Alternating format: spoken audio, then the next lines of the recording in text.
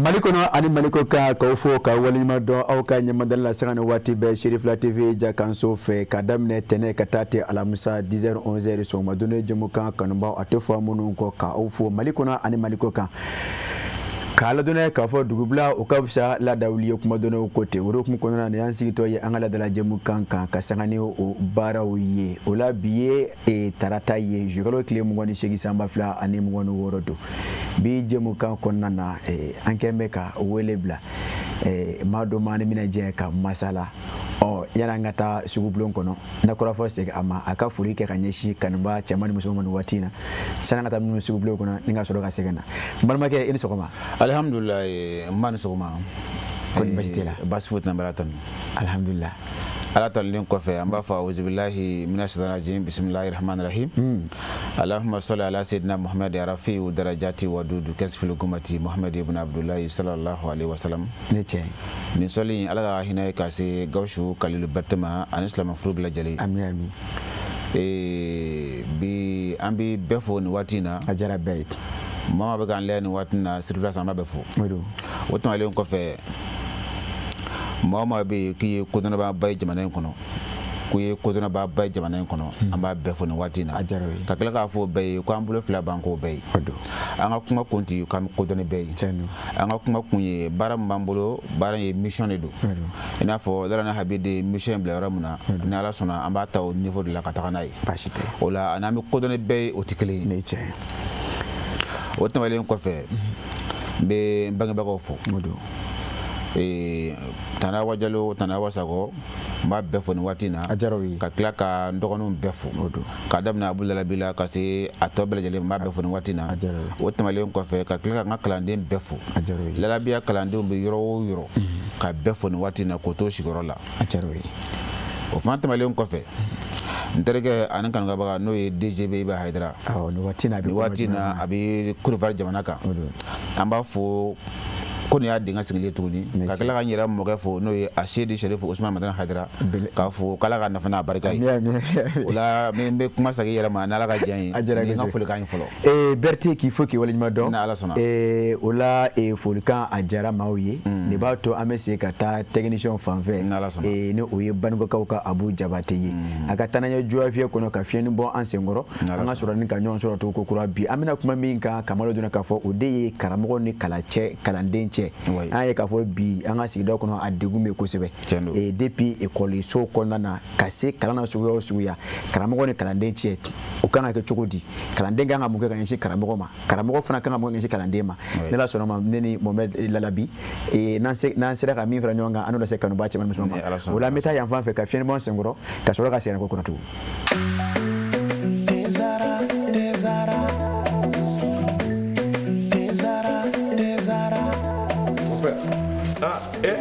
Amona e ka nin den a bɛ min wuli tasuma kan wa mon père Mali bɛɛ bɛ nin nɛnɛ b'a la ni bɛɛ ni ye infusé ka ji kala k'a kɛ te kan o nɛnɛ tiɲɛ la mon père nin ka ne tɛ jumɛn ani n b'o kundo d'i ma te zara mon père an bɛɛ bɛ ko kelen na sa dɛ nin y'a kumaba ye e fana bɛna surprise k'i ye nin dɔn wa a bi yan a mangani sisan kɔni i ye teko ja te zara tew ka te de ye a bɛ san 30 bɔ ni cɛ wɛrɛ bɛ nin den u y'a dilan kura ye ka segin ka na n'a ye k'a kɛ nin goroko in kɔnɔ wa ne b'a infusé de min mɛ min bɛ yen i hakili to a la a bilenman o a jɛman o nin den ye tiɲɛ tew ka te sonsan bɔlen bɛ fali fɛ nka den tɛ jama jɛra ka duwa kɛ te Zara ye ma kelen ka danga mɛna budu diɲɛ Ala farafindenu jɛra ka duwa kɛ te Zara ye ma kelen ka danga mɛna budu tiɲɛ ye Ala te Zara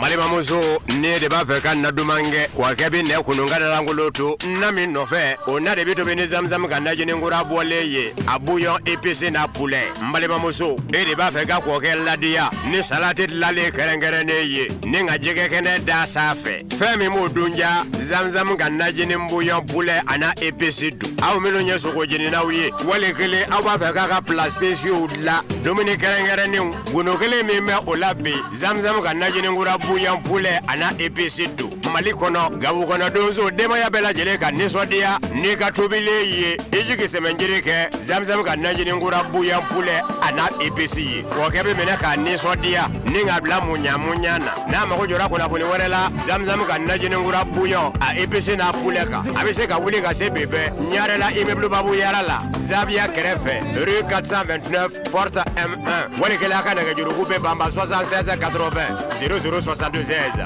walikɛla 76 38 59 59 zamzam ka najini ngura bouillon poulet ana épicé duden bɛɛ lajɛlen wasara.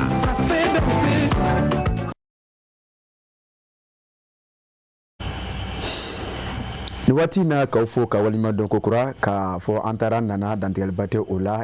la hali bi an bɛ to baninkokaw ka Abu Jabate fanfɛ an ka surufɛkɔnɔw ka nɔbila seko ni dɔnko bunakun kan an bɛ fiɲɛni bɔ an senkɔrɔ ni o ye a ka a lajɛ k'a tigɛ mɔnɔ bɔ jango ka se ka o salu kana Saka Bamba ko bi maya n'an sera k'o sɔrɔ ka fiɲɛni bɔ an senkɔrɔ sani hali bi an ka don jɛmukan kɔnɔ a dɔw la a bɛ fisaya bawo bi ta a tɛna kɛ basi ye min na a bɛ a dɛsɛ ni labɛnw sabatilen don baninkokaw ka Abu Jabate i bɛ fɛɛrɛ kɛ i bɛ taa n'an ye ka fiɲɛni bɔ an senkɔrɔ an ka sɔrɔ ka na.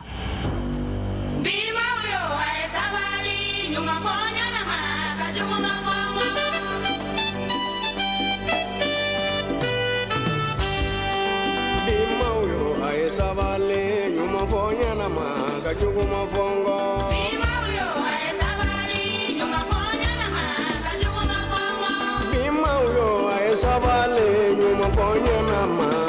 Nigo kimi fama ala feiga sabale nyuma fonya nama Nigo kimi mama du feiga sabale nyuma fonya nama Nimi sirifu feiga sabale nyuma fonya nama Bima uyo aye sabale nyuma fonya nama Kajugo mafongo Bima uyo aye sabale nyuma fonya nama Furu nyuma yara damalu aye sabale nyuma fonya nama Singi ma yara damalu aye sabale nyuma fonya nama Sina ma yara damalu aye sabale nyuma fonya nama Teri ma yara damalu aye sabale nyuma fonya nama Dina tiri yara damalu aye sabale nyuma fonya nama Doni ma yara damalu bega sabale nyuma fonya nama Bima uyo aye sabale kasabale nyuma fonya nama kunyumanda Bima uyo aye sabale nyuma fonya nama kajuma fongo Obidoi gagi nega klaka moningi buruja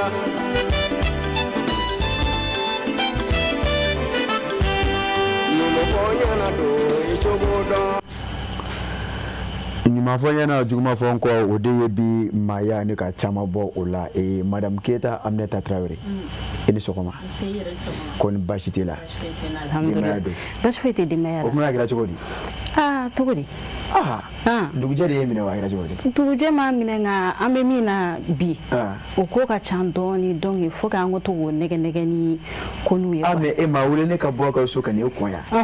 i b'o faamu cogo di ayi maa welelen ne ye maa welelen kɔn yan mais kow n'a kɛcogoya de o la min fɔ k'i waleɲuman dɔn k'a fɔ bi ye tarata ye ni nin ɲakuma sera min bɛ tali kɛ dumuni duman kanubaw la e bɛ labɛn dɔ sabati k'a ɲɛfɔ olu ye bi an ka maa welelen kɔni filɛ i y'a bisimila wa n y'a bisimila ko kɔri baasi t'a la alhamdulillah an ka maa welelen kɔni n b'a dɔn ko maa dogolen tɛ ayi bɔlɔlɔsiraw kan yɔrɔ bɛɛ ayi nin kɔni tɛ maa dogolen yɔrɔ donc an b'a fo ale fa tun tɛ maa dogolen ye ale na min sin bila fa si a banna ni bamananw ka kuma tɛ ko ni fa ye layiri min na ko ni ma se ka yɛlɛ o la i bɛ guloki bɔ ka sigi a ju la maaw tɛmɛtɔ n'o dɔ b'a fɔ dɔ e yɛlɛtɔ don dɔ b'a fɔ k'e jigitɔ don ale kɔni ale yɛrɛ bɛ yiri sanfɛ de a yɛlɛlen kosɛbɛ ayiwa an b'a fɔ a ɲɛna k'an kalifa b'a la baasi tɛ an ka taa kɔri baasi t'aw la an b'a fɔ an filɛbagaw ye k'u bɛɛ lajɛlen ni sɔgɔma u bisimila u ka jɛmukan mandi kɛnɛ kan kɛrɛnkɛrɛnnenya la u ka rubrique mandi n'o ye les plats de chez nous ye. Ok, o la sisan Madame Keita ko technicien ka fɛrɛ kɛ ko ka élément ta i ka élément ko ka fɛrɛ kɛ k'a ladon a kan ka sɔrɔ bi dossier kɔnɔ a bɛ bi dossier kɔnɔ voilà bɛɛ bɛ fɛrɛ kɛ k'a ka lajɛ a bɛ bi dossier kɔnɔ basi t'a la an ka taa fɛ basi duman awɔ an ka taa fɛ technicien a bɛ bi dossier kɔnɔ la o la donc bi ta ye jumɛn bi ta ye basi de an bɛ basi de la marakaw fɛ yen maninkaw fɛ yen kasongaw fɛ yen ne mu an bɛ première région na quoi Kayi basi kaba sanyo basi wa tari kaba basi sanyo a normal wa anama o manine o togo di a normal de kadile sanyo ina foye a basi te na turbe che flaw fe kala no o nona kana dima bero ko ga abu de bati ni la be ne na bo sabati la meta jabate fan fɛ a ka o bila kana fɔlɔ san an ka maa wele kana sigi ka mɛn maa tɛ faama dunu fɔlɔ ngolo ye i kɛ cogoya dɔn an ka taa yen fan fɛ an ka sɔrɔ ka se n'ala sɔnna ma sɔgɔmadoro jɛrɛjɛn filɛbagaw aw bɛɛ lajɛlen ni ɲankuma aw sigiyɔrɔ la a ka rubrique mandi de don n'o ye les plats de chez nous bi an bɛ yirimajɔ zɛrinin na an sera an ka musoba dɔ ma n'ale dogolen tɛ bɔlɔlɔ siraw kan an bɛna kuma d'a ma a yɛrɛ bɛna a yɛrɛ présenté ne ba i ni sɔgɔma i ni sɔgɔma i bɛ se k'i tɔgɔ ni jamu fɔ an filɛbagaw ne tɔgɔ Mariam Jakite an bɛ ala lajɛlibaga bɛɛ lajɛlen fo nin wagati la ne ba i bɛna plat jumɛn de tobi ka yira an na bi ka sɔn ka basi an bɛn'o de tobi bi k'a yira an filɛlibagaw la ka sɔn ka basi donc an bɛ maninkaw fɛ ani kasongaw voilà ani marakaw parce que basi tɛ se ka fɔ cogo si la n'i ma marakaw fɔ hali an ka basi mɔgɔ caman wele k'a lo maraka basi de don wa maraka basi de don basi kɔni marakaw de ta don mais komi an bɛɛ ye fankelen mɔgɔ ye o don voilà donc aw ni ne min b'o basi ko la an ka jɛ k'o filɛ ɲɔgɔn fɛ bon ni kɔni ko i bɛ basi tobi i se ka basi ko kuma fɔ n'i ma ɲugu fɔ tigamugu fana bɛ k'a la n'o bɔra yen an bɛ jababulu k'a la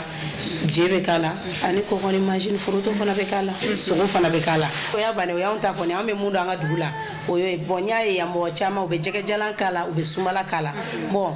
nafɛn tɛ na tiɲɛ au contraire a b'a diya de a b'a renforcer de mais anw t'olu bɛɛ kɛ an ta la quoi an bɔra ka minnu ɲɛfɔ a ye sisan olu tun ye n'aw taw ye mais n'i ko ko basi yɛrɛ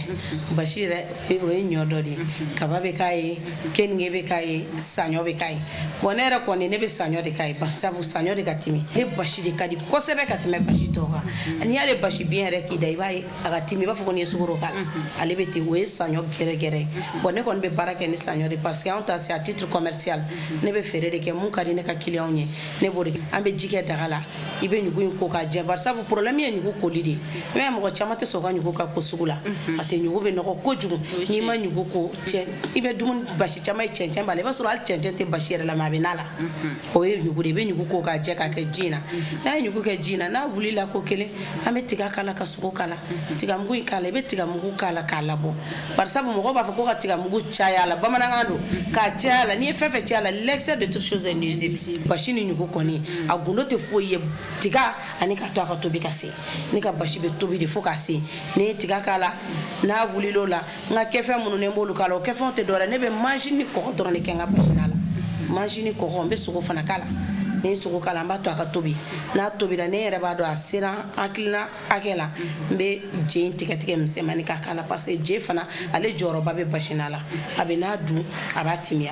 an bɛ je tigɛ k'a la ka jababulu in fana k'a la à la fin ka sɔrɔ ka foronto k'a la mɔgɔ caman bɛ yen u b'a fɔ basitigi i ka gɔyɔ k'a la dɛ gɔyɔ k'a la mais anw tɛ gɔyɔ kɛ basi la u ko ko gɔyɔ bɛ kɛ basi la an kɔni tɛ gɔyɔ kɛ basi la toujours n bɛ segin a kan anw b'a kɛ cogo min na an ka dugu la an ye kayikaw ye dɛ an bɛna basi bɛna réaliser cogo di n'i ye basi yɛrɛ ta an ye ɲɔ ko k'a jɛ ɲɔ bɛ bugubugu an bɛ soli k'o ko o bɔlen a la sisan i yɛrɛ kɔni ɲɛ b'a la an bɛ ka ɲɔ tɛntɛn an b'a tɛntɛn de fɔlɔ bon basi kisɛ ye fila ye basi kisɛ kumaba bɛ yen basi kisɛ misɛnmanin bɛ yen aw b'a fɔ mun ma ko ye maraka basi o de ye kisɛ kumabaw ye mais an bɛ basi kisɛ misɛnmaninw de kɛ n y'a fɔ aw ye an bɛ Bamako di client bɛ mun fɛ an b'o de kɛ n'i ye basi kisɛ misɛnmanin de ka di Bamakokaw ye an bɛ basi tɛntɛn k'a kɛ misɛnmanin ye o fana o kɛcogo de b'o la tɛmɛw de b'o bɔ ɲɔgɔn na basi tɛmɛ be mugu tɛmɛ be basi ni y'a tɛntɛ fɔlɔ mugu tɛmɛ in na a bɛ mugu bɛ bɔ a bɛɛ bɛ daminɛ mugu tɛmɛ de ye fɔlɔ i bɛ sɔrɔ k'a lami n'i y'a lami i bɛ segin sisan ka tɛntɛ mugu tɛmɛ la o de bɛ kɛ misɛnmanin ye mais n'i y'a tɛntɛ basi tɛmɛ la o de bɛ kɛ basi kisɛ kumaba ye i b'a tɛntɛ o la après k'a kɛ nin tin kɔnɔ n'a ye yɛlɛn ko kelen kɛ n'i yɛrɛ b'a dɔn k'a yɛlɛnna fo ka se wa basi ɲɛ a n'a tiɲɛ a bɛ dɔn n'a yɛlɛn fɔlɔ de parce que f'i ka basi yɛlɛ a bɛɛ ka yɛlɛ hali mugu jɛmani kelen kana k'a la ni i bɛ basi dɔw dun n'i y'a dɔn a bɛ kɛ i da tu as l'impression que mugu de b'i da o bɛ basi yɛlɛn ko fɔlɔ de bolo i bɛ basi yɛlɛn ko fɔlɔ de kɛ k'a yɛlɛ fo ka se n'o sera tuma min na i b'a bɔ i b'a fɔ i yɛrɛ ɲɛ b'a la cogo min na n bɛ k'a kuru ci n b'a kuru ci tan ni n tilala kuru ci la sisan an bɛ segin k'a kala aw yɛrɛ ɲɛ b'a la an bɛ ka segin k'a kala ni an tilal'o la n'i y'a kala i b'a to a ka yɛlɛ i bɛ sɔrɔ k'a bɔ o la i b'a fɔ an bɛ k'a kɛ cogo min na n'an y'a bɔ o la sisan an bɛ sɔrɔ ka a tɛntɛ n'i y'a tɛntɛ fɔlɔ ka kuru in ci mais basi dɔw kuru ka ca ni kuru dɔw ye o bɛ sɔrɔ mun na depuis yɛlɛnko fɔlɔ depuis basi daminɛ fɔlɔ a bɛ sɔrɔ o de la bon i b'a tɛntɛ n'i bɛ fɛ kuru in yɛrɛ ka ci sisan i b'a tɛntɛ au fur et à mesure i bɛ ji dɔɔni k'a la a bɛ jigin n'i y'o kɛ tuma min na i bɛ sɔrɔ ka basi lami n'i y'a ye ko ji y'a labɔ i sago la i b'a kɛ sisan n'an y'a tɛntɛ o la k'a lami ka se i yɛrɛ b'a dɔn k'a lamina ka ɲɛ sisan i bɛ namugufin k'a la i b'a tɛntɛ n'i y'a lami i b'a tɛntɛ ka namugufin k'a la i bɛ tila k'a tɛntɛ tugun k'a la n bɛ segin k'a tɛntɛ tugun k'a kɛ nin tin kɔnɔ k'a datugu ji suma de n'i y'a suma k'a ɲɛ i b'a kɛ minɛn kɔnɔ ale tɛ kɛ minɛn kɔnɔ k'a datugu i b'ale yɛrɛ kɛ de filen kɔnɔ fɛgɛfɛgɛmani bira da la fiɲɛ b'a sɔrɔ c'est pas pour rien ko an y'a f'i ɲɛna ko TikTok basitigi VIP n'i ye basitigi yɛrɛ fɔ n'i ma VIP fɔ dɔrɔn ne tɛ content pour que ka kuma fana VIP fana sɔrɔla mun fɛ basi feere j'ai une grande sœur n b'a fo nin yɔrɔ in na Balikisa Sise on a travaillé ensemble à Africa Télévision a fana bɛ ko caman na bi ale de ye basi ka d'a cɛ ye kosɛbɛ tuma bɛɛ a bɛ ne bila ka taa n fana cɛ don n bɛ basi nin fɛ a ko ne dɔgɔnin mun na i t'a kɛ basi feere ye n ko ne kɔrɔmuso a tɛ ɲɛ dɛ a b'a fɔ k'a feere k'u m'a fɔ k'i ye basitigi ye k'i b'a yir'u la k'i ye a VIP lama de basitigi VIP nana o cogo de la elle m'a beaucoup encouragé dans ce que je fais aujourd'hui ne sera yan bi c'est grâce à elle tobili dɔrɔn de ye ne ka dumuni gundo ye a ɲɛ ka sɔn c'est ça basi yɛrɛ filɛ nin ye woro ma taa kama fɛ kama ma taa woro fɛ donc sisan kɔni a ye kuma waati dɔ kuma sera an ka taa dégustation na an ka nɛnɛ aw ta ye image ye anw ta ye voilà bisimila photo magafɛnw photo magafɛnw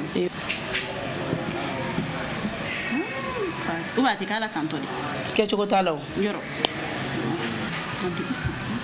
basitigi yɛrɛ bɛna a ka basi nɛnɛ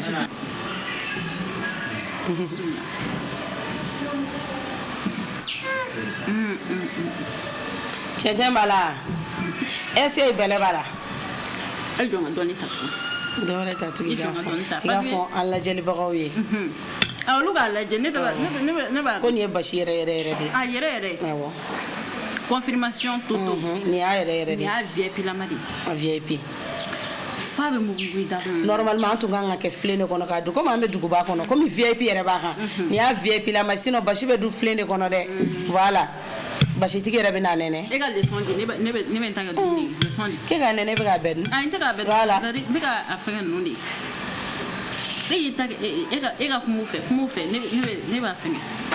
tellement k'a jara dumuni dilanna min yɛrɛ fɔ k'a ka dumuni ka di ne de dɔn folikan jumɛn b'i bolo ka lase an filɛbagaw ma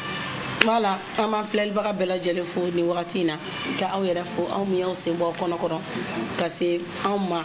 ka anw ka baara ta k'a don ba la ka valeur don an ka baara la aw de don ko minnu tɛ san sɔrɔ ni juru tɛ juru fana tɛ san sɔrɔ ni minnu tɛ an bɛ aw fo halisa ni silamɛya foli ye aw ni ce aw yɛrɛ ka an filɛlibaga bɛɛ lajɛlen fo bari sabu i bɛ diɲɛ baara fɛn fɛn la ni filɛlibaga t'i la mɔgɔ tɛ yen mun b'i lajɛ yarɔ nafa kɔni t'a la o ye sanjikɔrɔ wɔsi ye an tɛ se ka foli kɛ n'an ma filɛlibagaw fo foli kɛrɛnkɛrɛnnen o y'olu yɛrɛ ta ye ka sirifula baarakɛla bɛɛ lajɛlen fo aw kelen tɔgɔ la n ka abonnew bɛɛ lajɛlen fo n ka clients k'olu bɛɛ lajɛlen fo parce que olu de bɛ courage don ne la olu de bɛ ne ka dumuni san ka bɔ n b'olu fana fo nin yɔrɔ in na ne yɛrɛ bɛ n ka équipe fo n'o ye Abdoulaye Sogodogo ye ani an ka chauffeur n'o ye Lamine Traoré ne kɔni bɛ TikTok basitigi ka basi a kuma tɛ fɔ bari u b'a kuma fɔ k'a bɛ cogoya min na ne yɛrɛ ye n sɛnsɛn ka na lajɛ min bɛ basiko in na ka n'o dɔn k'o yira aw la n y'a dɔn aw bɛɛ y'aw ka tata tɔmɔ la ayiwa ni ne tun b'an bolo ka yira aw la bi n'o ye TikTok basitigi VIP ye a ye min sɔrɔ ka yira n na ka o tobi o de tun ye basi ye basi ni ɲugo futo ni ɲugo ayiwa n y'a dɔn a y'aw ka tata tɔmɔ la an b'a fɔ ɲɛna k'aw k'an bɛn diɲɛ waati wɛrɛ Baranyana. Yoro. Madame Keta. Qu'il faut qu'il mando. Foli jaraye. Si ça me ko amala ke to mina. Komi bashi kondo. Anga mawele rebe ya. Mumela labi. E bora ka bashi de. Anye bashi de. Wani bashi ko wani magacha parce que ya saka bashi la jadura nyanya bon ya. Ni tere nu ta man ko quoi. Ko ka cha male ko na centro. Bashi ko wani. Wa fo bashi tigera ko ka do fa la sna. Aka do fa bashi ko na sna. Mimi bashi pour ga bi ambila bi mo ko ka bashi nyana. Ni télé raté. Muso yɛrɛ ko k'ale ye VIP. Peut-être ana yɔrɔ ɲini sinon a ma nɔgɔn dɛ. N'Ala sɔnna ma. Awɔ. O la ne kɔni b'a fɔ ka waleɲuman dɔn. Ne y'a nɛnɛ basi a ka fita. Samira basi ka fisa halisa a b'e da kɔnɔ. A ka fita dɔɔni. Basi ka fisa dɛ basi jara yɛrɛ. Donc ne ko k'i waleɲuman dɔn. O diyara n ye foli diyara n ye. I ka dɔw ma wele fo. K'a fɔ baara a sɛbɛkɔrɔ ɲana. Ne mun ye sogo wa? Sogo b'a la. Misi sogo de don wa? Misi sogo don. Misi sogo bɛ se ka k'a la saga sogo bɛ se ka k'a la furu fana bɛ se ka k'a la. Mun bɛ nɛgɛ kuma e tɛ basi fɛ e bɛ ne k'a dun de. Awɔ e t'a dun. Donc Samaira an ka don ma welelen fo n'o ye Mariam Jakite an yɛrɛ bara ye ɲɔgɔn don an bɛ foli lasa ma kɛrɛnkɛrɛnnenya la a ka nin plan in na parce que basi tobi tiɲɛ yɛrɛ la a ma nɔgɔn ne yɛrɛ ye caman dɔn a kɛrɛfɛ kunun tɛntɛli o namugu kɛ tan i n'a fɔ an ka invité y'a fɔ cogoya min na a ɲɛ ka misɛn. Ni télé tɛ. Ni télé tɛ ni an tɛ ni étape ninnu bɛɛ y'a la k'a fɔ ko i bɛ ne yɛrɛ kɔni ne tun bɛ panpan dɔw kunna an ka tiɲɛ fɔ mais sisan k'a ye ka taa n sigi a tigi a dɔnbagaw kɛrɛfɛ k'a tobi ni na tila ka nana ye o ye ko wɛrɛ ye an b'a fɔ tiɲɛ yɛrɛ la bari a y'a ka temps ta k'a ɲɛfɔ an ɲɛna ka na kɔnɔya jɛlenya la. Ne ko ne mun yɛrɛ ɲugu wa? Ɲugu b'a la sɔbulu o b'a la. Ni basi in kɛ di sa. Yɔrɔ. Nka. Ok an bɛ kɛ ka ɲɔgɔn ye. N'Ala sɔnna ma. Komi n y'o ka ca. Yɔrɔ. N tɛ n'a dun yan fɔlɔ. I tɛna se ka fɛɛrɛ a la. Ayi n tɛ taa ɲɛnɛ yɛrɛ. N'Ala sɔnna. N'i jiginna. I b'a sɔrɔ yen. O la Ami an b'i fɔ k'i waleɲuman dɔn. Foli diyara n ye. Ka fɔ baara ɲɛna. Merci bien. Ka fɔ e Keyita e Tarawele. Nse. Baara ɲɛna. Nse. O la i bɛ kuma kuncɛkɔrɔ jumɛn tugu ninnu na. N bɛ kuma min fɔ an balakaw ye ɲinan ɲɔgɔnna ninnu an ka to k'u caya an ka dumuniw na. O don. Kuma o kuma kini m'a fɔ malo ka ɲi mais nin fana b'a to dumuni bɛ digérer. Denmisɛnnin minnu fana b'an sen fɛ u b'a dɔn karisa ɲɔ bɛ tantɔ ɲɔ b'an bolo sɔbulu bɛ yen nɔ a bɛ se ka kɛ dɔwɛrɛ ye parce que an ka invité y'a fɔ cogoya min na mɔgɔ caman bɛ yen muso caman bɛ yen n'i ko ka basi tobi baara don cɛncɛn bɛ ko b'a la a tobicogo ni ji ma taa fɛ ko dɔ kɔni bɛ kɛ mais u ka a laɲini ka nin fana don an ka quotidien na o fana bɛ kusaya kosɛbɛ an ma basitigi fo n'o ye Mariam Jakite a bɛ Yirimajɔ Zɛrini na an b'a fɔ kosɛbɛ k'a ka basi kɔni a jara. Ala da ne ma jara ko an b'a fɔ ka waleɲuman dɔn o b'a to sisan Madame Keyita an bɛna segin an ka maa wele ma nka bamananw ka kuma don n bɛ min f'i ye baara dɔ daminɛ cogo min na o la an bɛ taa technicien fan fɛ pour que o ka se ka an ka maa wele ka sɛnsɛn k'a ladon ka sanga ni minnu salo ye sugu bulon kɔnɔ an ka sɔrɔ ka don n'Ala sɔnna ma. Ne ye Dezara de ye ka kɛnɛya ani lafiya sabati bɛɛ lajɛlen farikolo la a ka di kojugu. Ni ne bi yan gɛrɛn baro bɛ ɲaga wa bɛɛ lajɛlen ɲɛda bɛ walawala n'u ye ne min kaban dɔrɔn bɛɛ lajɛlen bɛ nisɔndiya ne ko jɔn de star yɛrɛ. Mais aw ka kuma ka ca sa ne de ye star ye ne ka di wa n bɛ dumuniw timiya. Ne de ye Lezara ye ne ka di denmisɛnninw ye wa mɔgɔkɔrɔbaw kɛrɛbɛ tɛ k'aw to ne mini na a b'aw kolo sigi k'aw mɔdiya o de y'a to ne ka di denmisɛnninw ye kosɛbɛ. Aw yɛrɛ fɛ jumɛn de ka di ani jumɛn de bɛ n'an cɛɲa ne de don tomate concentré Zara ne kelen pe dɔrɔn awɔ nka an bɛɛ de ye sare. N'aw ko dumuni sanuman caman a ye tobilikow la sanbalangɛnw sugandi n'o ye Zara ka dumunifɛnw ye a bɛ sɔrɔ Mali feereyɔrɔ bɛɛ. Zara ye Nouveau Soleil SARL ka produit dilannenw ye.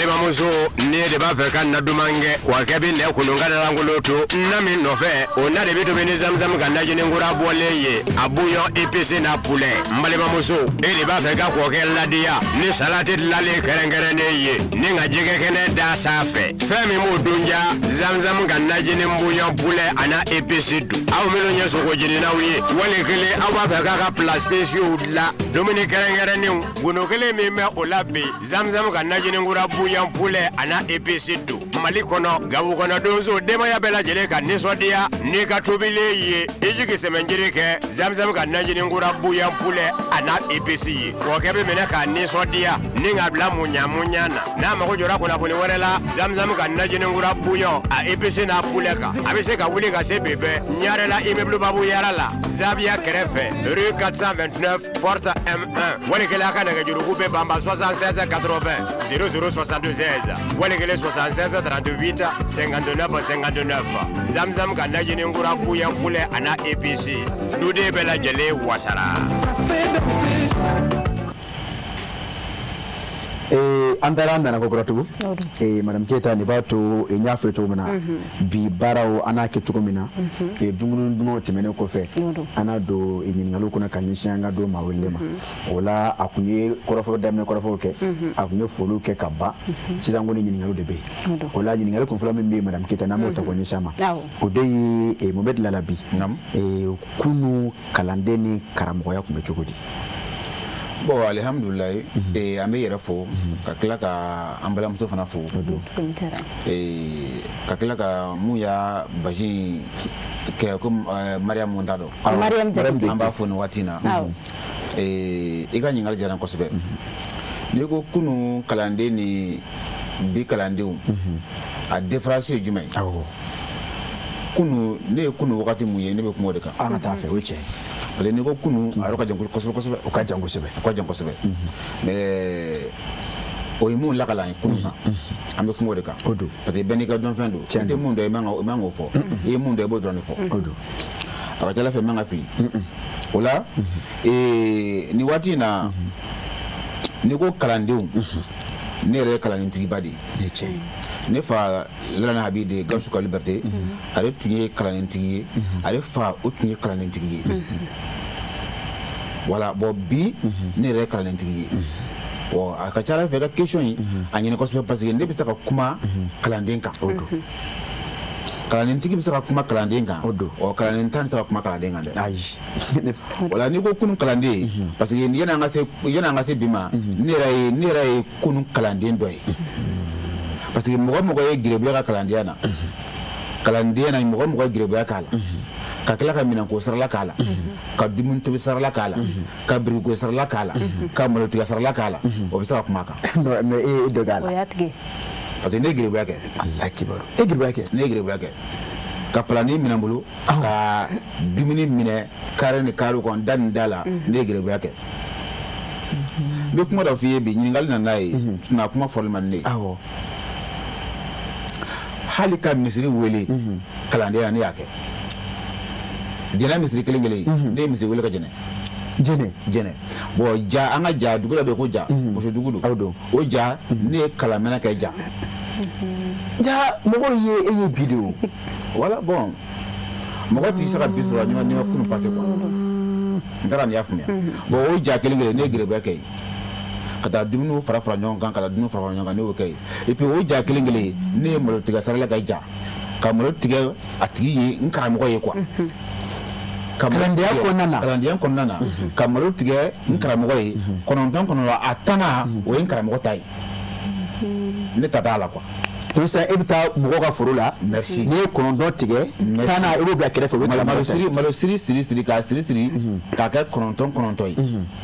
a tanna o bɛ bila a sanfɛ o de y'i ta ye i b'a fara ɲɔgɔn kan k'a gosi ka taa di karamɔgɔ ma k'i karamɔgɔ barika ɲini pour que don min na n'i bilali kelen na don min na i ka se ka fanga sɔrɔ bon o kunu kalandenya barika ɲini tun bɛ yen fɛn tun tɛ yen quoi i n'a fɔ fɛn sugu jumɛn fɛn suguya jumɛn i n'a fɔ wari mɔgɔ tun bɛ nata i karamɔgɔ la dɔnni de kun nɔfɛ quoi mais bi ani kun tɛ kelen bi mɔgɔ bɛ nata karamɔgɔ la wari de nɔfɛ mɔgɔ tɛ nata dɔnni nɔfɛ bilen quoi liberté o de kosɔn kalandenya barika banna an bɛ don min na ko bi ne k'a mɛn tulo la ou bien ne k'a ye n ka yiri la k'a fɔ ko karamɔgɔ kalanden filɛ nin ye a tugura a karamɔgɔ den nɔfɛ ne y'a ye an ka nin waati laban de kɔnɔ karamɔgɔ ka tugu kalanden ka tugu kalanden ka tugu karamɔgɔ denmuso nɔfɛ k'a b'a fɛ hali kunu ni kun ko karamɔgɔ k'a fɔ ko kalanden ma n bɛna n denmuso d'i ma i k'a furu kalanden mun tun bɛ sɔn a ma a man ca a kuma man ca parce que i b'a fɔ ko n'i y'a denmuso furu sisan est-ce que n'i ye ko dɔ kɛ denmuso la i tɛna i ka barika perdre wa i tɛna karamɔgɔ ka duwawu perdre wa mais bi o bɛ karamɔgɔ denmuso yɛrɛ ɲini k'a sɔrɔ karamɔgɔ t'a kalama furu la dara ni y'a faamuya n y'a faamu kosɛbɛ bon o ka bɔ yen fɔlɔ bi kun mɔgɔ kun tɛ se k'i jɔ k'i jɔ i sen fila kan k'i karamɔgɔ denmuso fo walima k'i jɔ i sen fila kan k'i karamɔgɔ denkɛ fo walima k'i jɔ i sen fila kan k'i karamɔgɔ muso fo kun o kun tɛ kɛ k'i to kalanbulon kɔnɔ donc olu tun tɛ kɛ donc ta i ye cogo ale ye e tun bɛ majigi minɛ de ta merci ka ɲɛsin karamɔgɔ ni a ka denbaya ma o kuma don mun na parce que fɔlɔ kalanden tun bɛ kalan de k'a labila a ka labɛnni fana na o fana tun bɛ ka gintan wɛrɛ de ka duwawu k'a ye ka kuranɛ kalan ye pourquoi i nana duwawu mun i nana kalan mun na ala ka barika don a la i nana dɔnni min ɲini pour a ka se k'e nafa ala ka barika don a la mais bi kalanden bɛ na de ka na karamɔgɔ nɛnɛ ka sɔrɔ ka taa karamɔgɔ t'a taa yɔrɔ la yɛrɛ donc a nakun ye sɔrɔ min bɛ karamɔgɔ la merci donc n'a nana dɔɔnin sɔrɔ o la merci a bɛ tunu mais dɔɔnin ko tɛ bilen a nakun ye dɔɔnin kalan tɛ yen bilen koyi non dɔɔnin kalan tɛ yen bilen dɔɔnin kalan kɛ voilà mɔgɔ ka na kalan na o de dɔgɔ ko awɔ bon kunun an tun bɛ biriki gosi karamɔgɔ ka taa biriki gosi karamɔgɔ ye ka karamɔgɔ ka so jɔ k'a ban pewu bɔgɔ e tun bɛ se ka tile 7 kɛ i ka fini min b'i kan na n'a nɔgɔra i yɛrɛ bɛ taa ko kɔɔri kɔnɔ k'a da tile la a bɛ ja o tile kelen kɔrɔ i b'i sigi de k'a bɔ kɔnɔ fini t'i bolo i b'i sigi de k'i ka fini kɔnɔ n'i tilala tuma min na n'a jara k'a fɛgɛ dɔɔni i b'i ka fini ta k'a don i la ka na so karamɔgɔ barika ɲini kosɔn bi n'i y'a kɔrɔbɔ k'i ka kalanden ci ka taa ci la a tɛ taa wa a bɛ kila k'a f'i ye tuguni ko a ma ɲɛ fɔlɔ k'a fɔ ko an tun b'an disi gosi de ne ye nin kɛ n karamɔgɔ ye mɔgɔ de tun b'u disi gosi n'a ye kunun ne ye nin kɛ n karamɔgɔ ye ne ye nin kɛ n karamɔgɔ muso ye ne ye lɔgɔ ɲini karamɔgɔ ye ne ye biri gosi n karamɔgɔ ye ne ye minɛn ko n karamɔgɔ ye o de tun ye waso ye mais sisan jɔn waso n'a karamɔgɔ ye a man ca dɛ e filɛ ka min fɔ ko n y'o kɛ bi dɔ de b'a fɔ ko o ye jɔnmaya ye merci n'i bɛ k'o kɛ karamɔgɔ ye bi walima karamɔgɔ muso ye taa ji ta k'a d'a ma taa lɔgɔ ɲini ka d'a ma dɔw b'a fɔ k'o ye jɔnmaya ye o la sisan n b'a ka kuma tigɛ e b'a ye k'a fɔ hali n'i donna ekɔli n'i ko kalan ale ye kalan bɛɛ de ko don hali n'i taara kilasi kɔnɔna na effectivement e b'a ye k'a fɔ ekɔliden ni maître fana cɛ bi kilasi kɔnɔna na e b'a ye k'a fɔ ni kun ni bi fana o cɛ ka jan bi a tɛ ku i la i ka taa busan da den kan dɛ fɔlɔ ni ekɔliden bɛɛ ni karamɔgɔ ye carré kɔnɔ a tun bɛ kɛ cogo di e tun b'i boli k'i dogo fɔlɔ ekɔliden tun c'est à dire ekɔliden ni maître cɛ tun bɛ cogo di kilasi kɔnɔ a tɛ ku i la yɛrɛ misi yɛrɛ k'i ye carré kɔnɔ ou bien i tɛ ci la i tɛ foyi la k'e bɛ carré kɔnɔ e ni misi ɲɛ bɛ na o dugusajɛ e bɛ t'o lakali o tɛ tiɲɛ ye wa surtout n'i ma se k'i ka leçon ta mais bi a bɛ cogo di bi kɔni an bɛ ɲɔgɔn fo an bɛ ɲɔgɔn sɔrɔ balani kɛnɛ kan ekɔliden ni karamɔgɔ a ma nɔgɔn o la an bɛ ɲininkali di an ka maa wɛrɛ ma bon ekɔliden ni karamɔgɔ toujours an bɛ kalan hukumu de kɔnɔ o don kalan bɛɛ kalan de ye o don tiɲɛ don ekɔli kalan madarasa kalan hali mɔgɔninfinya kalan nin bɛɛ kalan de ye tiɲɛ mais kalan kɔni titre foncé fɔlɔ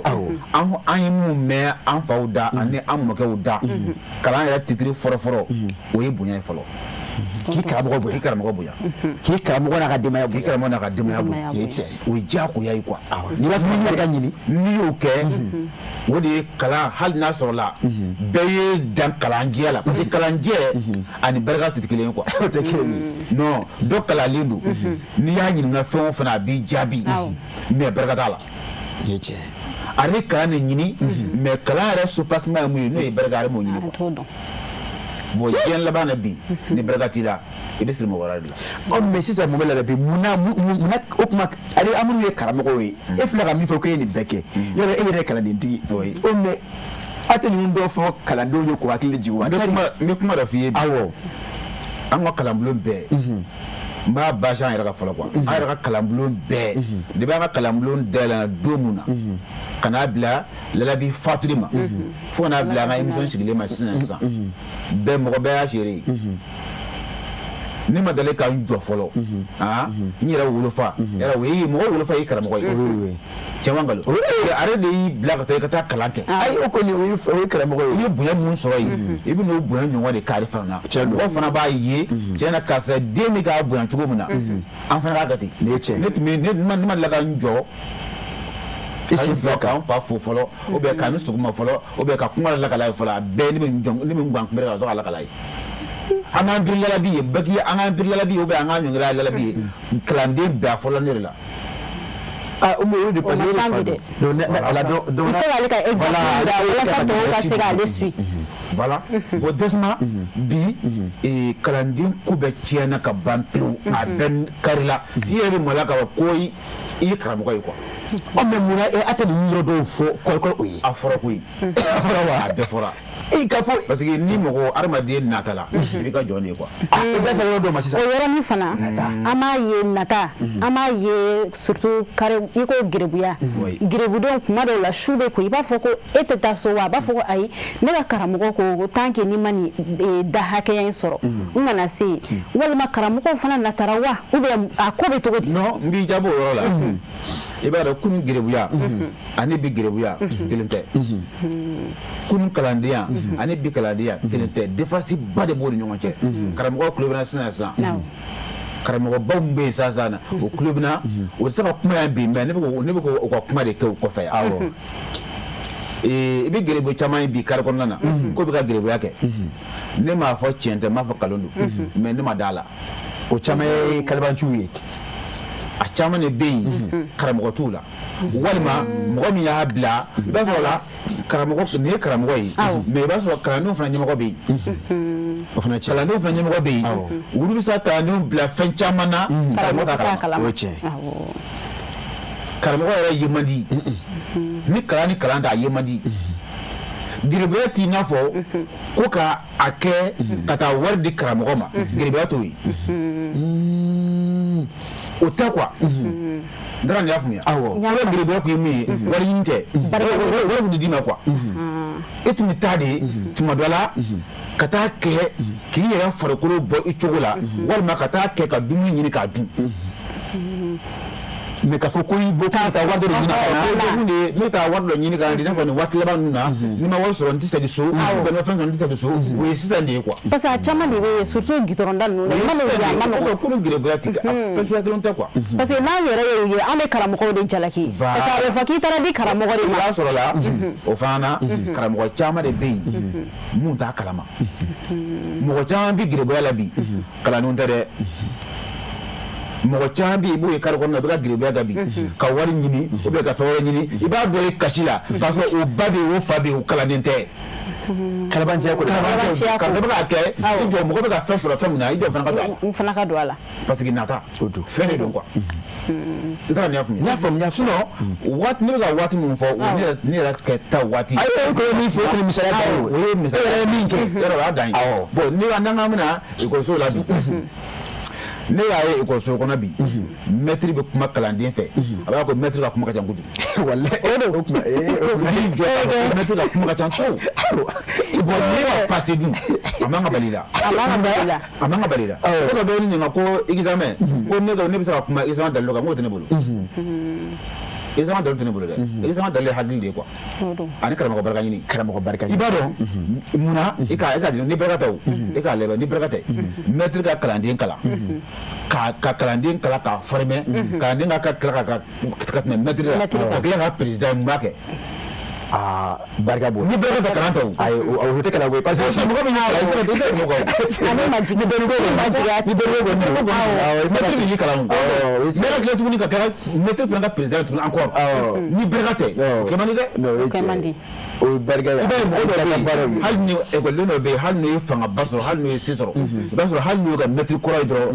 o nu ga vesi o be jigi duguma de ko nyongre ni ga mettre di kana keteno mais bi o temble quoi ni mo ko mi fen soro dro abi ni ko ke ya alai donc ale mi na kala mo ko merci abi na kala mo ko mais si ça yiro antesika segi o korla wa mo mela la be bon ibaro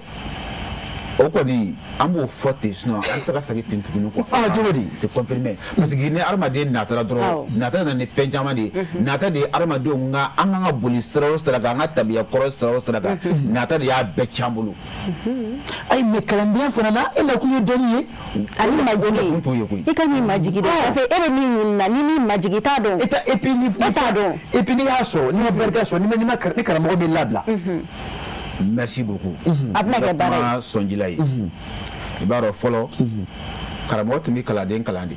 hal ni kalani ngaram ko kema flay iba soro la sangwere sa mina ba fa ko ni kalani fila bambulu nu kan labla karamo wadi bu weli yoro la kana obina fara o nyongan kai takila ka do ko kalandi ka kalandi labla mais bi kalandi bi presse labla ma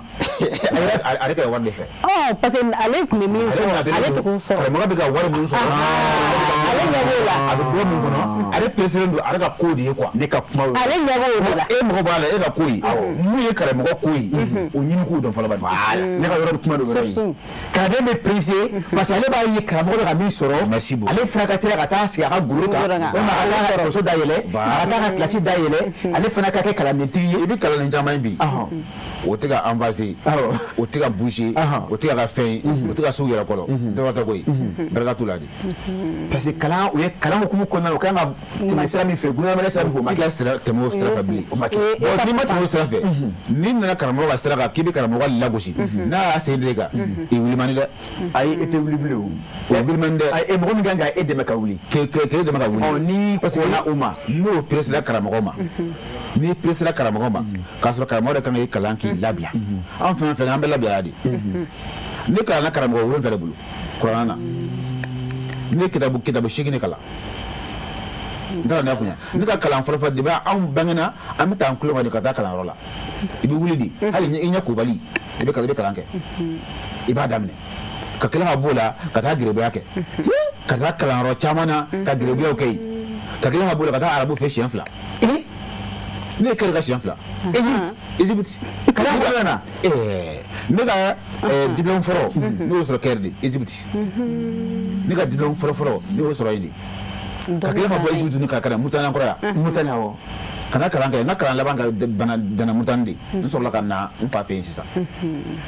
ngara ya kunya bo nin kala mo gonnu bela abli kuna ko ne baraka ni be kili pourquoi ngasaka baraka so do mo na gana iki do ga funna so ni man kala mo bunya de kalika ani barani ni ba ani dormi ni be kanyi merci ake nafa hal ni kala mo doni kilin dima hal na mo doni kilin dima i dan do ga fe ko ta alaka baraka dunya c'est confirmé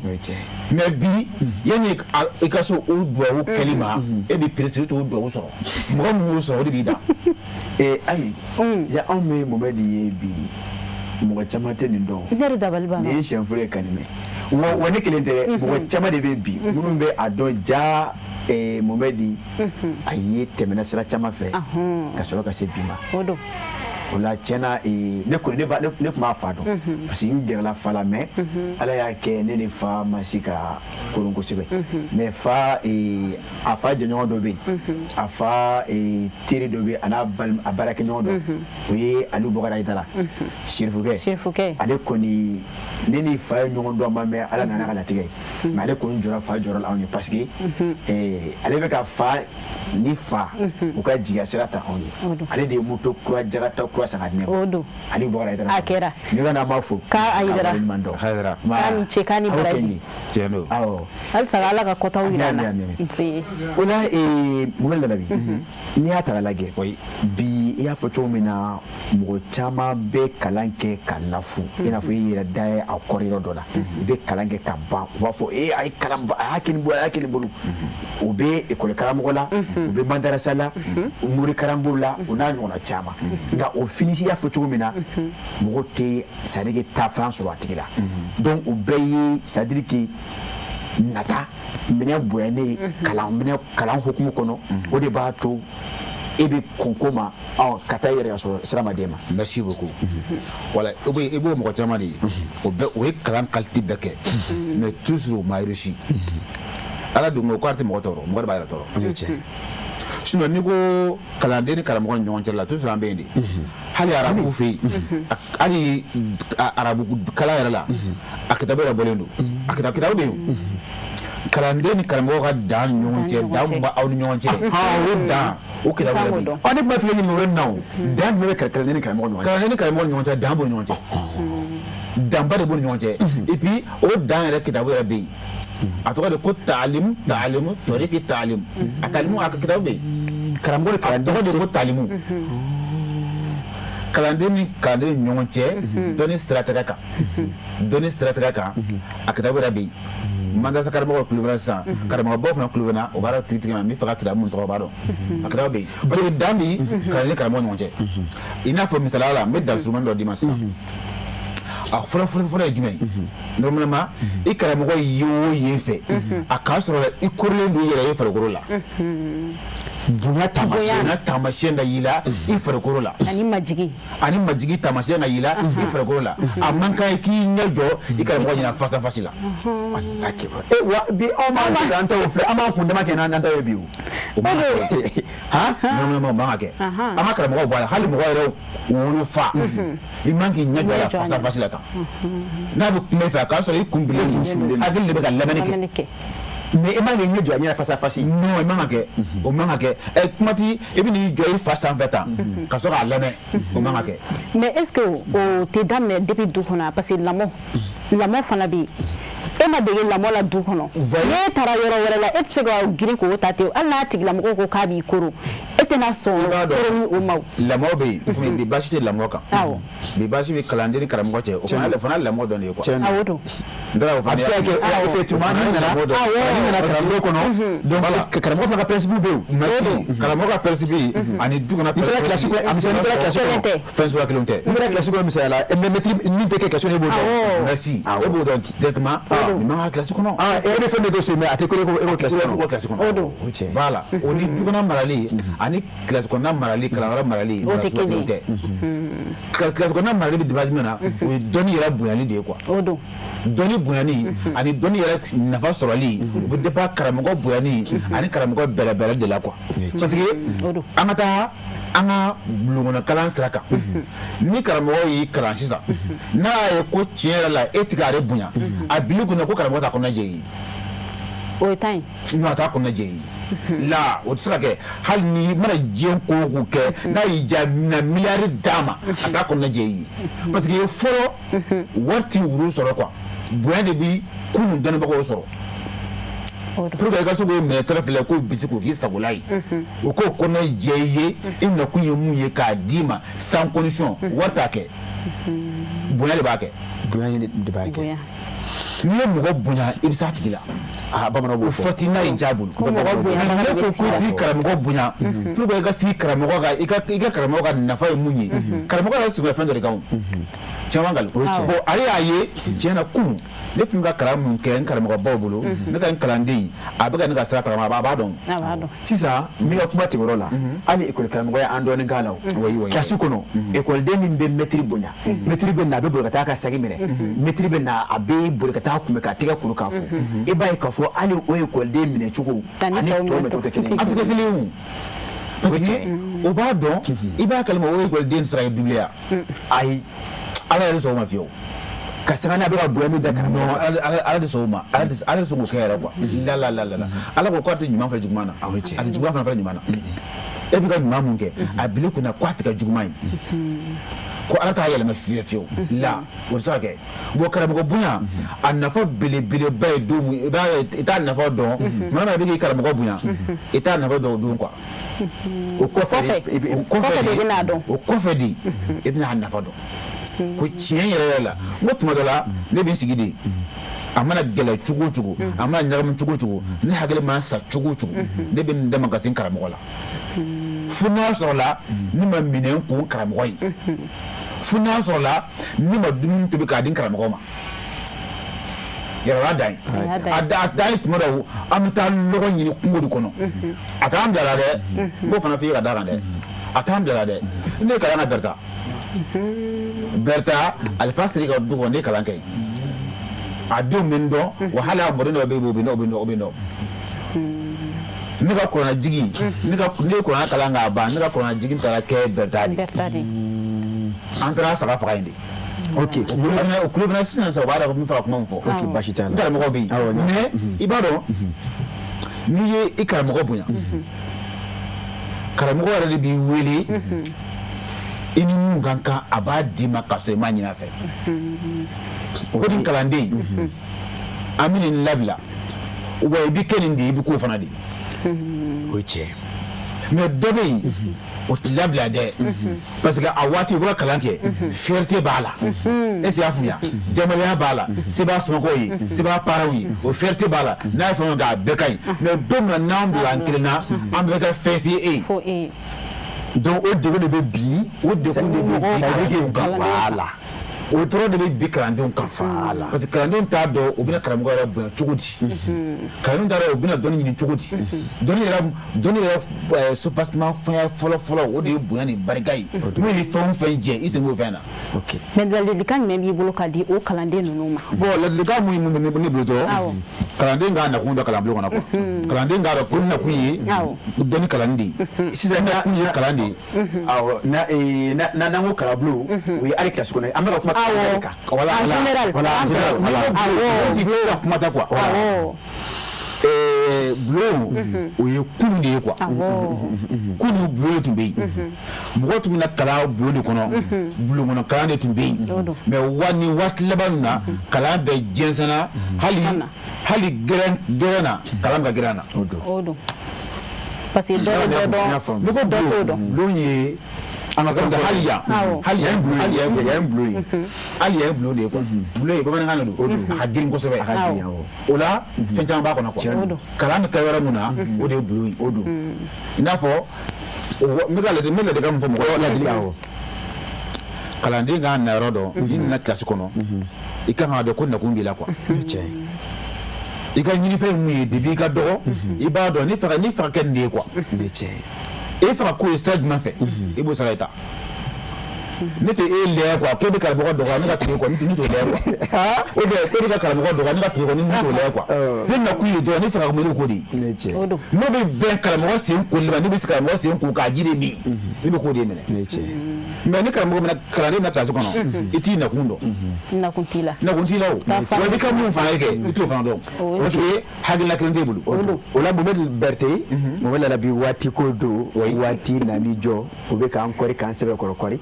waati tɔ man jan waati yɛrɛ sera baro jara an bɛ kɔrɔfɔ lasegin a ma teliya la an bɛ kɔrɔfɔ kuncɛ kɔrɔfɔ tugu ninnu na ni ka sɔrɔ ka jɛmukan ni k'a kuncɛ ni Ala sɔnna awɔ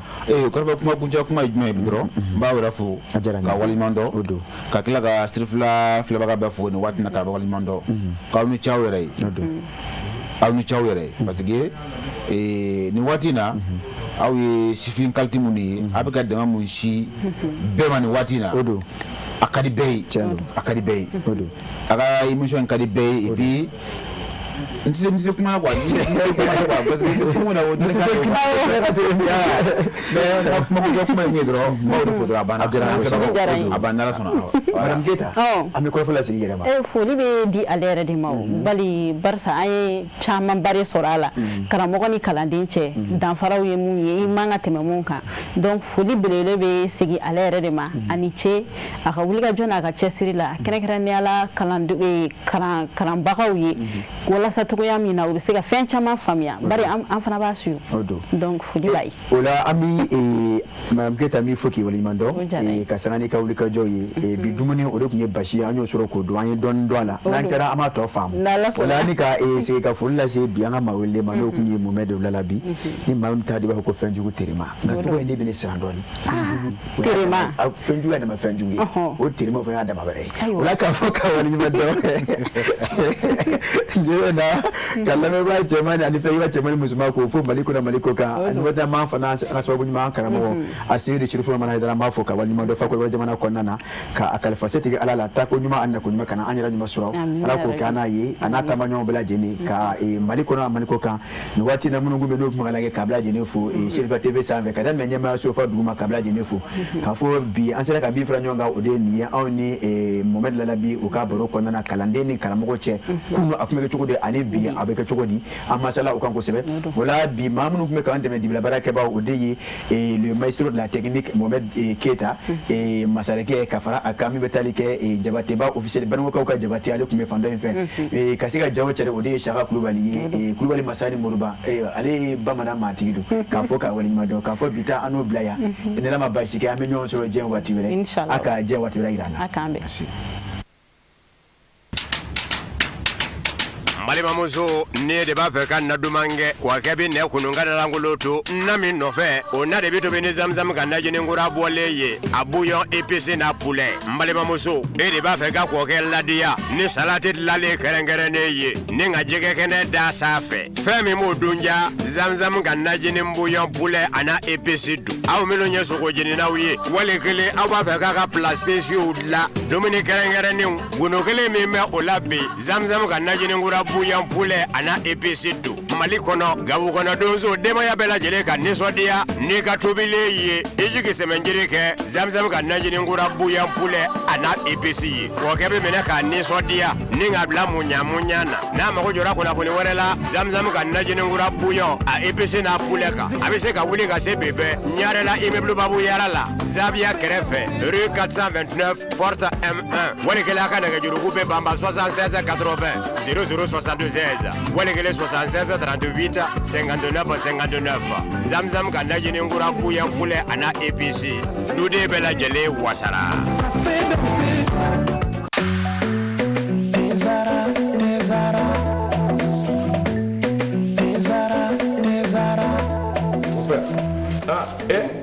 Amona e ka nin den in a bɛ min wuli tasuma kan wa mon père Mali bɛɛ bɛ nin nɛnɛ b'a la nin ye infusé ka ji kala k'a kɛ te kan o nɛnɛ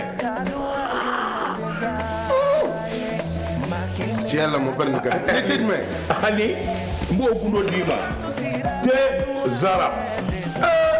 mon père an bɛɛ bɛ ko kelen na sa dɛ nin y'a kumaba ye e fana tɛna surprise k'i nin dɔn wa a bi yan a man kan ni